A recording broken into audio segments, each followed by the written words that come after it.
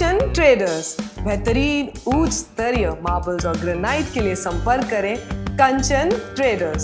Sales के साथ fixing की सुविधा भी उपलब्ध है। घर को डेकोरेट करना हो, फर्नीचर्स को नेक्स्ट लेवल लुक देनी हो, दफ्तर को टॉप क्लास बनाना हो, कंचन ट्रेडर्स। उद्घाटन पत्रों पर लिखवानी हो, पूजा के लिए मार्बल्स चाहिए या ग्रेनाइट की मंदिर बनवानी हो, कंचन ट्रेडर्स आपको देता है उचित दामों में सबसे बेहतरीन टॉप क्लास मार्बल्स और ग्रेनाइट। तो फिर देर किस बात की, आज ही पधारिए और अपने घर फर्नीचर और दफ्तर को दीजिए ग्रेनाइट और मार्बल्स वाली शान।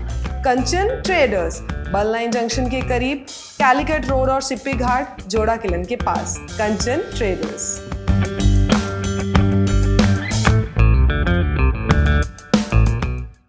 Hello everyone, my name is Dr. Megha Kakani and I am a Chief Consultant Dermatologist at Health For You Multispeciality Clinic. We all know how frustrating frequent waxing, shaving or threading can be. Laser hair removal technology here at Health For You Multispeciality Clinic is FDA approved. Secondly, each and every session are customized according to your skin and hair type and your medical history. It is very effective and painless. So, if you are dealing with PCOS related hair growth or hormonal imbalance or just simply want a simple and smooth skin, laser hair removal can be a life-changing solution. Here at Health For You, it's just not a cosmetic procedure. It's a dermatologist-driven medical procedure. जय हिंद। मैं Yamin news Andaman 24/7 में आप सभी का स्वागत करता हूं। मेरे पीछे का नज़ारा देखिए कितना सुंदर है, कितना लुभावना है, दिल छूने वाला दृश्य है। जी हाँ, ये है मज़ार पहाड़ का दृश्य एंड यहीं से जो है ये रास्ता कॉर्बिन्सकोव बीच की तरफ जाता है एंड अभी हमारे एडमिनिस्ट्रेशन की तरफ से इस रास्ते को ब्यूटिफाई किया जा रहा है। काफ़ी अच्छा एक डेवलपमेंट का काम यहाँ पे हो रहा है। मगर इसी रास्ते में अभी 2-3 दिन पहले एक दर्दनाक हादसा होता है और उस हादसे में एक युवा की मृत्यु हो जाती है। शायद आप सब लोगों ने भी सोशल मीडिया में सुना होगा कि इसी रास्ते पर हमारे ही द्वीपों का एक युवा जो है दुर्घटना का शिकार होता है और उसकी जो है अस्पताल में मृत्यु हो जाती है। क्या वजह थी? क्या वो रैश ड्राइविंग कर रहा था या उसका हेलमेट नहीं पहनना उसके मौत का कारण बना? क्या उसने शराब पी रखी थी, किसी प्रकार के नशे में था, या उसकी मानसिक स्थिति ठीक नहीं थी, या फिर ये जो रास्ता है, ये रोड, ये एक वजह चाहे जो हो, लेकिन एक परिवार ने अपने सदस्य को खो दिया है। एक बहन ने अपने भाई को खोया है, एक माँ ने अपने बच्चे को खोया है। हम आपको बता दें, ये पूरा वारदात जो है अभी 2-3 दिन पहले ठीक इसी जगह पर होता है जहाँ पे हम खड़े हैं। पूरा मामला ये है कि जिस युवा की इस सड़क दुर्घटना में मृत्यु होती है, उसके साथ एक और युवा था जो उसका दोस्त था एंड जो हमें सूत्रों से जानकारी मिली है, दोनों यहाँ पर जो है मज़ार और शिव मंदिर के बगल में जो नेस्कैफ़े का एक आउटलेट है, वहाँ पे वे रुके थे एंड उसके बाद जब वे वहाँ से इसी तरफ जा रहे थे, तब वे जो है सड़क दुर्घटना का शिकार होते हैं और उसमें एक युवा की मृत्यु हो जाती है। जो हमें सूत्रों से पता चला है कि उनकी स्पीड भी कोई ज़्यादा नहीं थी, 40-50 की स्पीड थी, मगर इसमें एक बहुत बड़ी गलती ये देखी गई कि मुख्य रास्ता, ये जो मेन रोड है, इस पे चलाने के बजाय वो जो युवा थे, उन्होंने गाड़ी को ये जो बगल में फुटपाथ बनाया गया है, इसके ऊपर चढ़ा दिए थे एंड थोड़ी दूर वहाँ से जब आते हैं तो इसी फुटपाथ पर जो है वो स्किड होता है स्कूटी और दोनों के दोनों गिरते हैं, जिसमें एक युवा, उसकी हालत काफ़ी नाजुक हो जाती है और अस्पताल पहुँचने के बाद पता चलता है कि उसकी मृत्यु हो चुकी है। हमें ये भी पता चला कि लगभग 2 दिन उस बच्चे को जो है ऑब्जर्वेशन में रखा गया था, आईसीयू में रखा गया था एंड फिर बाद में मृत घोषित कर दिया गया। बहुत ही दुखदाई बात है ये। लगातार इस तरीके से जो हमारे द्वीपों में सड़क दुर्घटनाएं हो रही है, इसे देखना, इसे कवर करना, आप लोगों तक ये मैसेज देना इसमें हमें भी बहुत अफसोस होता है। ये हमारा काम है कि हम जो है खबरों को आप लोगों तक पहुंचाने का प्रयास करते हैं। इसके अलावा हम भी लगातार जो है अवेयरनेस के तौर पे आप लोगों को बताते रहते हैं कि किस तरीके से हमें जो है सड़क नियमों का पालन करते हुए गाड़ियां चलानी चाहिए। लेकिन यहाँ पे एक और सवाल जो कई लोगों ने हमें बताया वो है हमारे द्वीपों की सड़क। अब आप ये देखिए कि आखिर उन दोनों युवाओं को इतनी चौड़ी सड़क छोड़कर क्या जरूरत थी इस फुटपाथ पर गाड़ी चलाने की।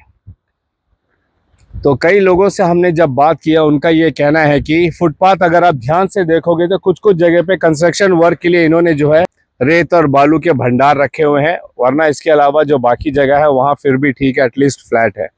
मगर वहीं अगर हम इस सड़क को देखेंगे पूरा फ्लैग पॉइंट से कहिए जहाँ से ये काम शुरू हो रहा है वहाँ से लेके पूरा कॉर्बिन्स कोव तक ये पूरे रास्ते का हालत पर हमें एक बार नजर डालने की जरूरत है। बेशक विकास का कार्य चल रहा है मगर एक बड़ा सवाल ये है कि क्या विकास के कार्य में इतनी सारी लापरवाही देखी जा रही है जिसकी वजह से लोग बहुत बार दुर्घटनाग्रस्त हुए हैं।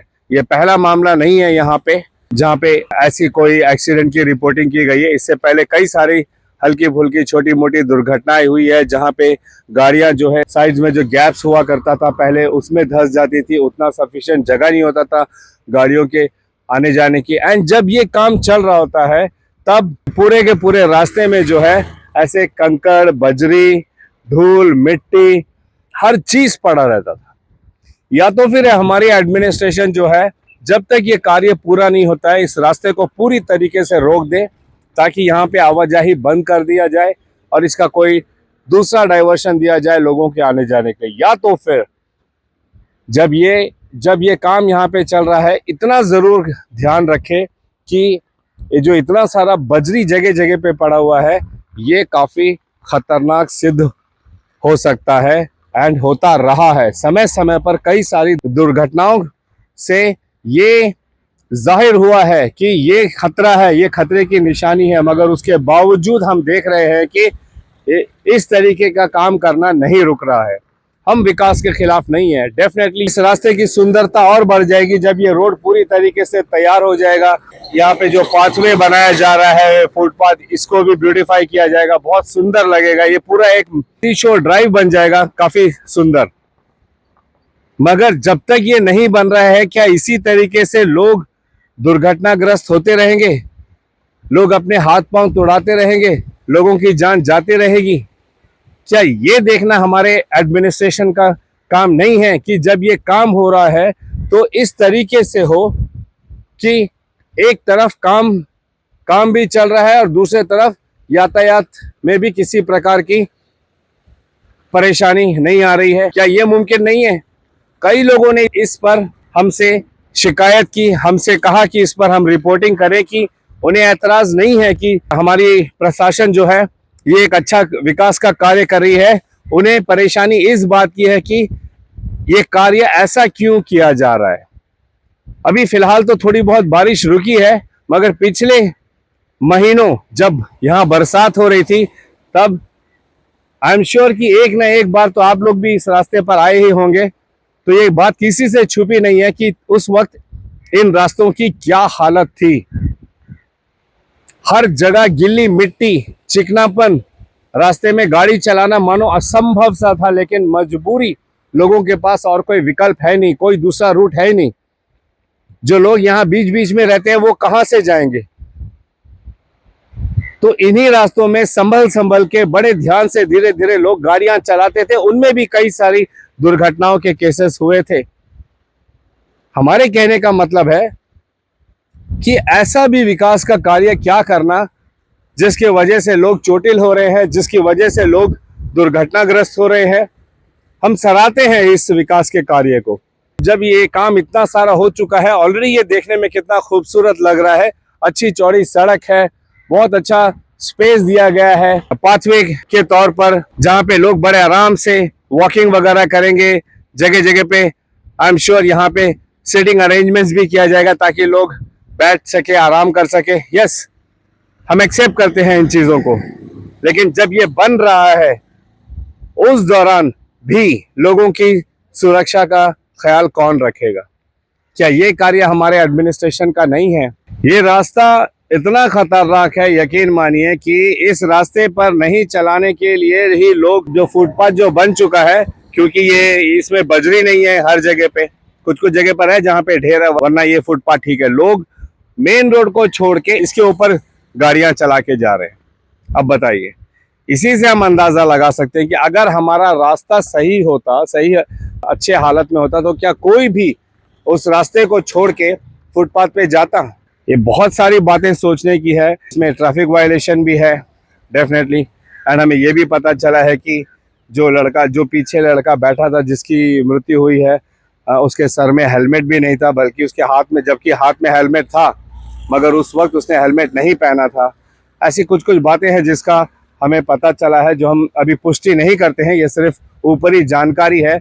हमारा आज का ये वीडियो बनाने का मकसद ये है कि ये जो रास्ता फ्लैग पॉइंट से लेके कॉर्बिन्स कोव तक जो बन रहा है, क्या कभी हमारे प्रशासन ने सोचा कि ये जो कार्य किया जा रहा है डेवलपमेंट के नाम पर, ये बहुत अच्छी बात है, मगर जिस तरीके से ये किया जा रहा है क्या वो सही है?